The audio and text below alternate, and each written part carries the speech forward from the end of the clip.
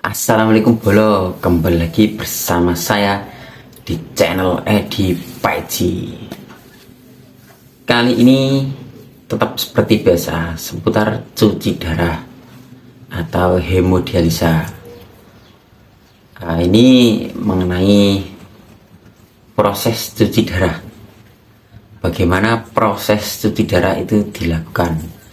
Apakah benar-benar dicuci darahnya atau seperti apa? Jadi banyak yang penasaran ya, banyak teman saya yang penasaran cuci darah itu prosesnya seperti apa. Apakah darah kita dikeluarkan semuanya terus kemudian dicuci baru nanti dikembalikan lagi? Ada yang bertanya seperti itu. Jadi banyak yang masih awam mengenai proses cuci darah atau hemodialisa. Ada juga yang beranggapan cuci darah itu seperti donor darah. Jadi darah kita ditambah, ada yang dibuang dan juga ada yang ditambah. Ada yang berpikiran seperti itu juga.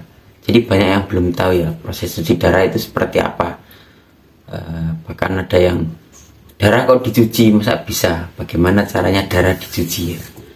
Nah, jadi saya akan menjelaskan sedikit bagaimana proses cuci darah itu. Jadi proses cuci darah itu pertama-tama itu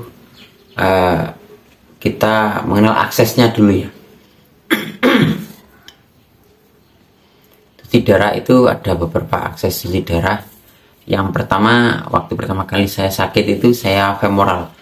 Femoral itu ditusuk di paha dan juga di salah satu lengan kanan ataupun kiri, salah satu. Terus kemudian ada yang namanya CDL.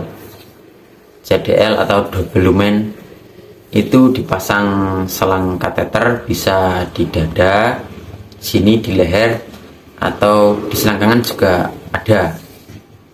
Macam-macam. Kalau yang pakai CDL itu sudah tidak ditusuk jarum lagi. Jadi sekali pasang itu bisa langsung dipasang selang, tidak usah ditusuk jarum lagi. Kemudian yang ketiga ada akses namanya Shimano. Nah seperti punya saya ini. Nah, kelihatan tidak ini? Nah ini benjolan ini Shimano nya ini yang dioperasi, yang digabungkan dua pembuluh darah vena dan arteri jadikan satu untuk akses cuci darah. Dan ini ada luka 1, 2 ini yang ditusuk jarum setiap harinya. Jadi proses cuci darah itu ada in dan ada outnya. Kita menggunakan 2 selang atau 2 jarum ya. Yang pertama untuk keluarnya darah, yang kedua untuk masuknya darah. Nah ini kalau saya biasanya yang sini, yang atas ini untuk keluarnya darah. Ini selang yang warna merah atau darah yang masuk ke mesin.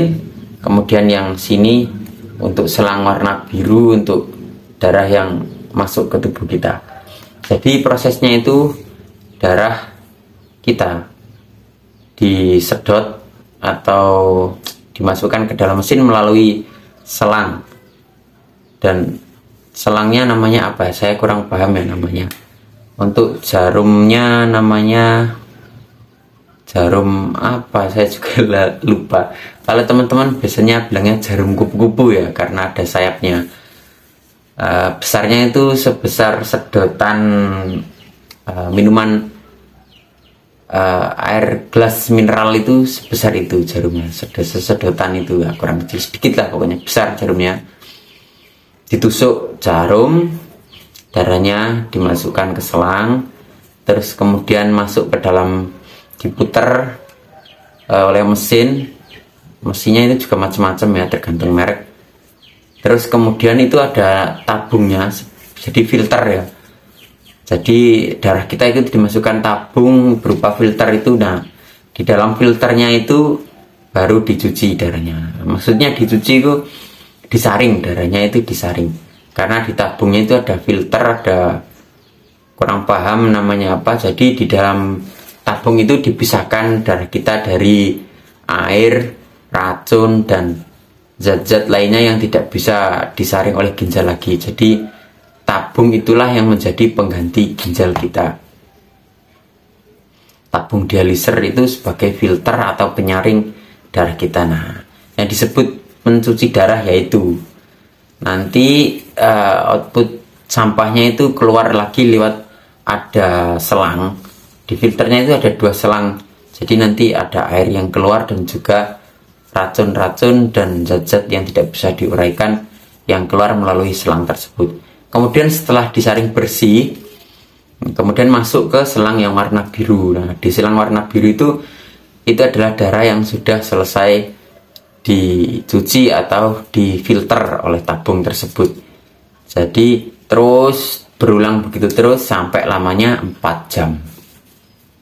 Jadi saringan pertama belum bersih, disaring lagi sampai 4 jam. Nah, terus untuk bersih dan tidaknya itu tergantung dari kecepatan putaran dari mesinnya dan juga seberapa kotor darah zat-zat berbahaya yang ada dalam darah kita atau racun yang ada di dalam darah kita.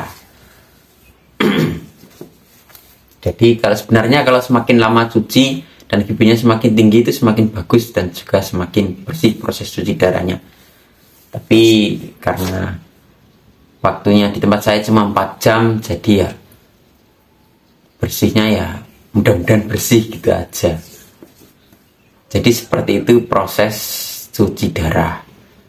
Bukan darah kita dikeluarkan semua terus dicuci di mesin, itu enggak. Jadi sistemnya itu berputar terus ya, keluar masuk keluar disaring masuk, keluar disaring masuk, begitu terus selama 4 jam. Bukan darah kita dikeluarkan semua baru dicuci. Kalau dikeluarkan semua ya kita mati, ya tidak punya darah kalau semuanya dikeluarkan. Jadi seperti itu. Kapan-kapan saya sepilkan videonya bagaimana proses cuci darahnya. Untuk sekarang mungkin itu saja yang dapat saya bagikan. Oke, terima kasih. Jika video ini bermanfaat, bantu like, komen, dan subscribe agar saya lebih semangat lagi membagikan video-video yang bermanfaat. Terima kasih, salam sehat.